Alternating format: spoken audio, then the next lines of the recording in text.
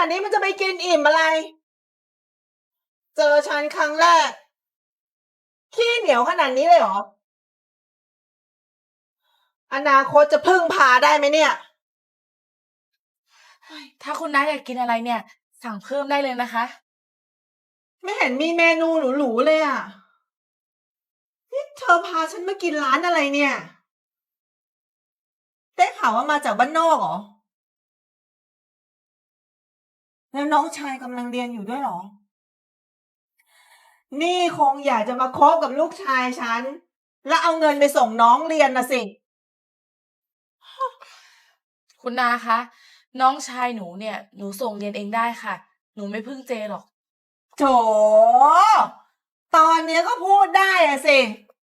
ลองคบกันไปดูหน่อยเถอะเนี่ยอะไรสร้อยต่างหู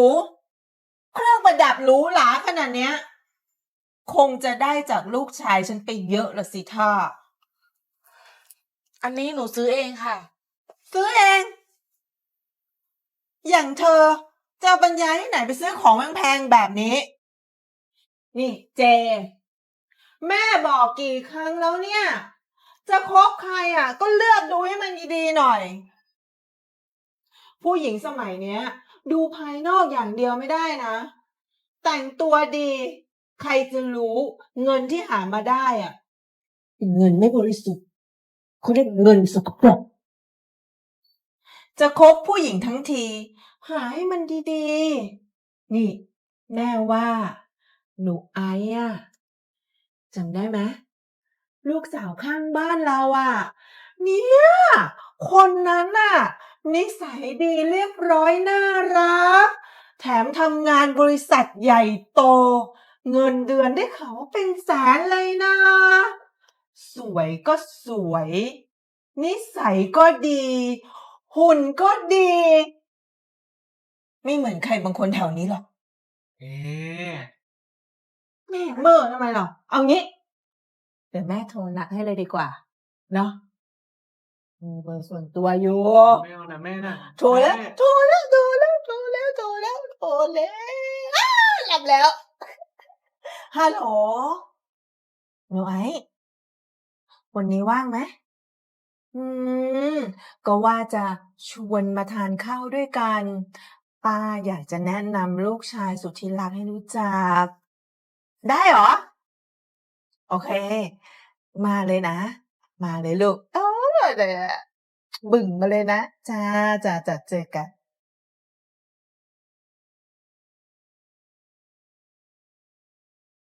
คุณน้าคะสวัสดีค่ะ โอ้ยหนูไอซ์มาเร็วทันใจจริงๆเลย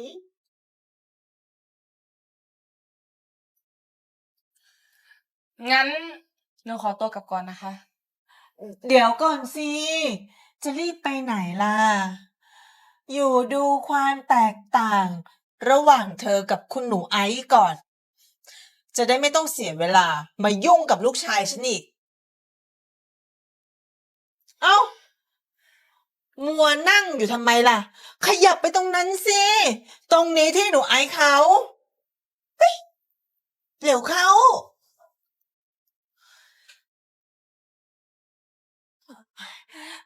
หนูไอซ์นั่งสิจ๊ะ ขอบคุณค่ะ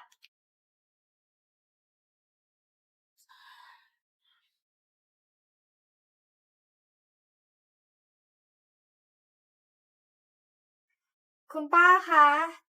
ว่าแต่นี่ใครเหรอคะ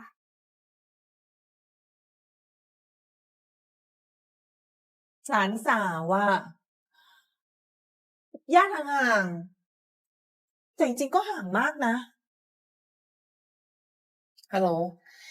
เดี๋ยวไงมารับหน่อยนะ เสียมารยาทบนโต๊ะอาหารยังจะคุยโทรศัพท์อีก รีบวาง แล้วก็มารินน้ำให้ฉันได้ละอยู่นะ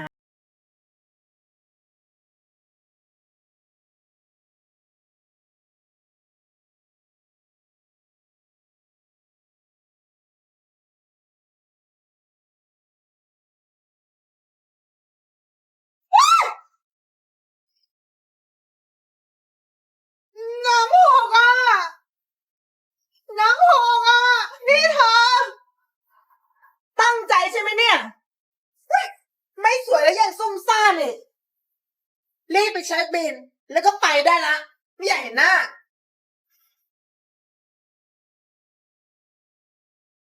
ขอโทษนะคะ ผู้จัดการ สวัสดีค่ะ ผู้จัดการมาทำอะไรที่นี่เหรอคะ อ๋อ ผมมาช่วยคุณนุ๊กจ่ายค่าอาหารน่ะ จ่ายค่าอาหาร จ่ายทำไมคะ ผู้จัดการนั่งก่อนก็ได้ค่ะ บอสครับ ผมต้องขอโทษด้วยนะครับที่ผมมาสาย ไม่เป็นไรจ้ะ บอส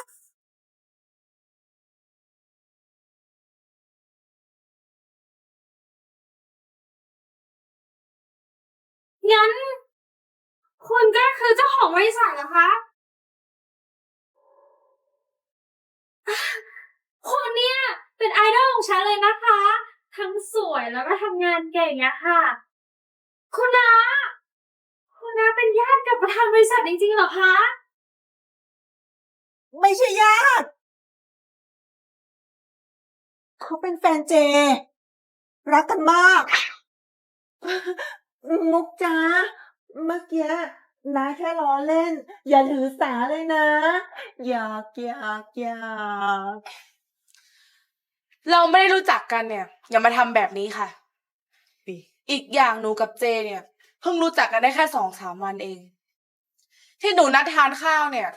เพราะว่าหนูอยากมารู้จักนิสัยจริงๆนะคะล่ะค่ะ คุณอติคะเช็คบินได้เลยค่ะ ได้เลยครับบอส ไม่ต้องจ้ะมื้อนี้ฉันเลี้ยงเอง ดีเลยค่ะ เมื่อกี้ได้แต่ฟังคุณน้าพูด ยังไม่ได้ทานอะไรเลยอะอติ สั่งอาหารให้ฉันด้วย รับทราบครับ เต็มที่นะ หนูมาจากบ้านนอกเนี่ย ไม่คู่ควรกับเจใช่ไหมคะ คู่ควร แล้วผู้หญิงแบบหนู หาเงินมาได้เนี่ย ไม่สะอาดใช่ไหม สะอาด แล้วฉันกับเจ ไม่เหมาะสมนั้นใช่ไหมคะ เหมาะสมสิ เหมาะสม คุณแม่นี่แสดงเก่งจังเลยนะคะ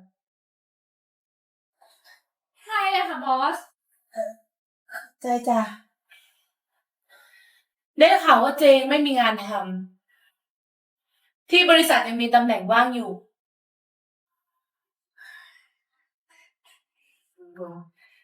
ตำแหน่งคนขัดส้วมนะคะ สนใจไหม สู้เหรอ ฉันอิ่มแล้วค่ะ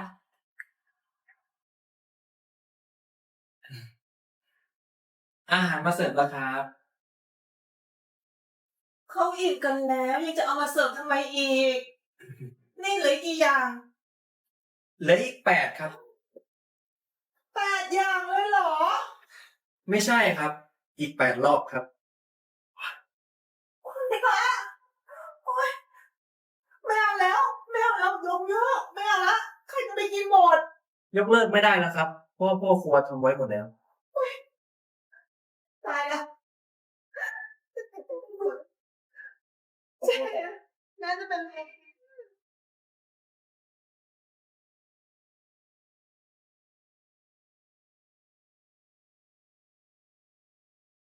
ឡយបយពណ៌ស្អាតស្អាតមែនតែនសំបីតា AD 530អីបងឯនេះរដល់40មានក្រោះក៏មានដែរច្រើនម៉ូតបងសួស្តីបងសវណ្ឌីជំរាបសួរបងទាំងអស់គ្នាតើអូនសុំការ share មួយផងណាថ្ងៃនេះម៉ូតច្រើនណាបងតើបងតោះអូនសុំការ share មួយផងអេឌីពណ៌ប្រាក់ហ្នឹងប្រាក់ light pink បងវ៉ាន់ឌី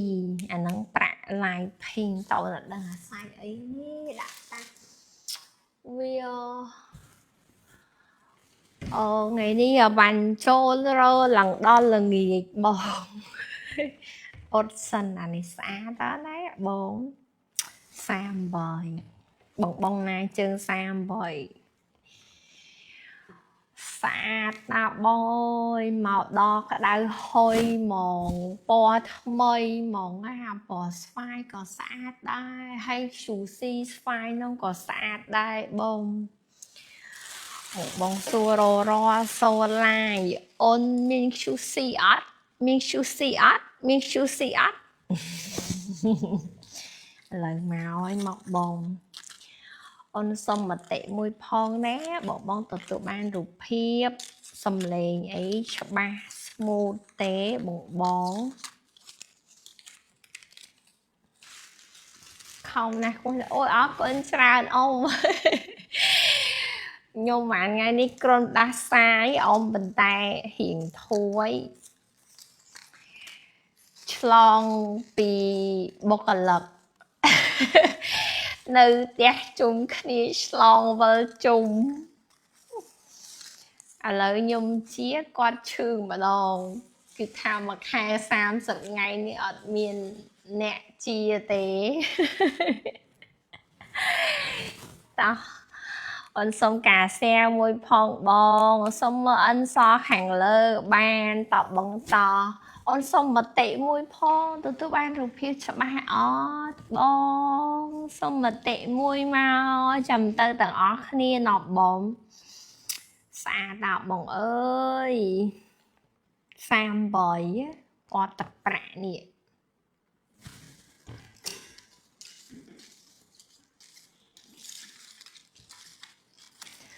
អិនសហ្នឹងដូចជា39ឬក៏សៃអីទេតោះបងតោះអូនសុំមតិមួយផងបងទទួលបានរូបភាពសំឡេងច្បាស់អត់បងតម្រូវការយកទៅលុបបន្តឬយកទៅប្រើ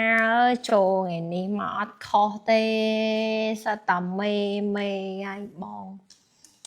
ងជីថាច្បាស់មួយឯង ច្បាស់មួយឯងអរគុណបងជីតោះបងហោះនេះមកបងរុកស ថែសុខភាពអរគុណច្រើនអូនអរគុណរដូវកាលខែនេះគឺផ្ដាសាយហ្មងអ៊ំ តោះបងតោះចូលលើកអានេះជូនណាបង38 AD សាតាបងដែលគាត់38ឡាយទឹកប្រាក់បង38នេះ280មកកូននេះអូនសុំ38អូនសុំសាប់សំលេងខ្លួនឯងជីសិនលឺអត់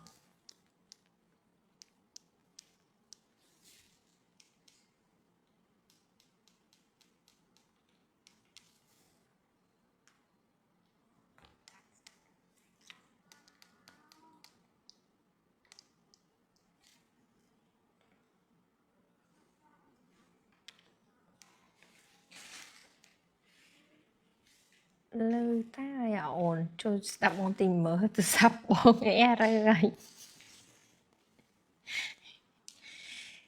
លឺអត់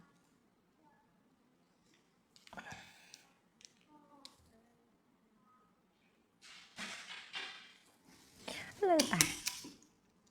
តា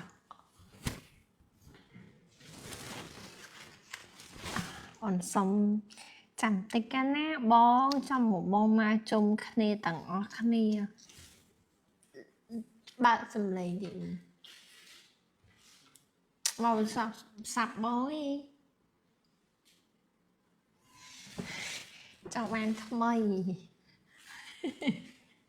ធ្លាក់ខ្លាំងពេកពេល8បងស្វែងវ៉ាន់ឌីតោះបងលឺតែវាមិនវាស្កប់អានក្រោយហ្នឹងមិនសណាបងទឹកសដែកតែទឹកប្រាក់ដល់នេះ38អានបងរក530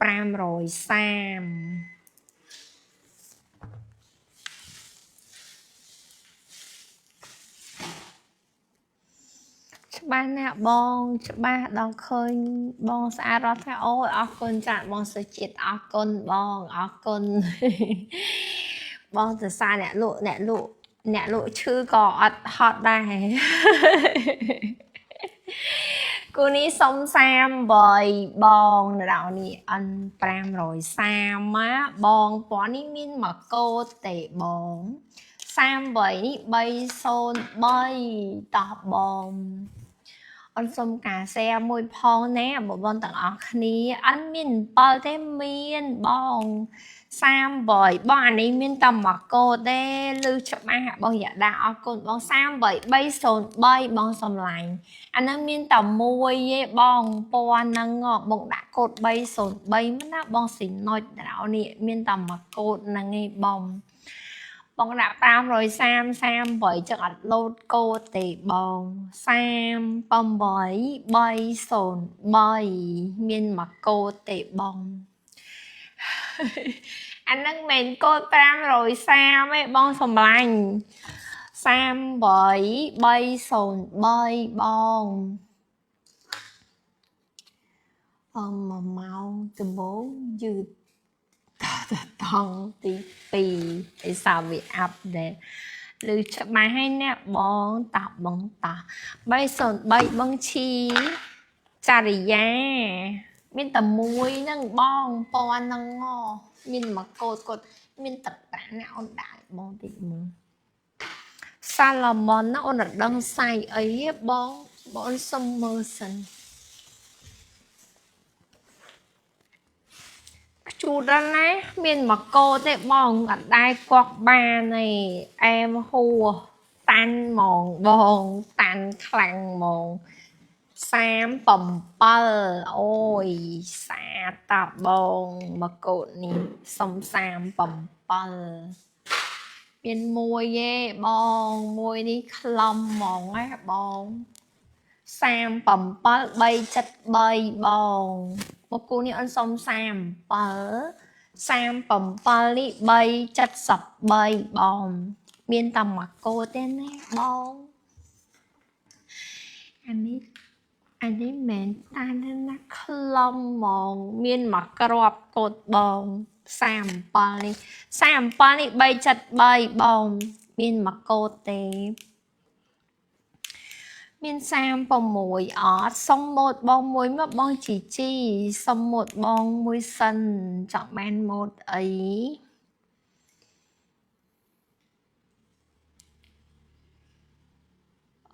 bọn ai comment mà bà to nó để sang tạo Facebook vì dư chân nhung vì anh đừng bị chun vào nhung dư chân nhung mơ dư đôi khi bọn lực lừa nạt cả thì sam pa đi bay chất bay mình đã tới cái sân tao con xong cả xe mùi phỏng bó xa là món ăn miên sam bồng mùi xong đi xoay hay ở miệng sushi nó trời không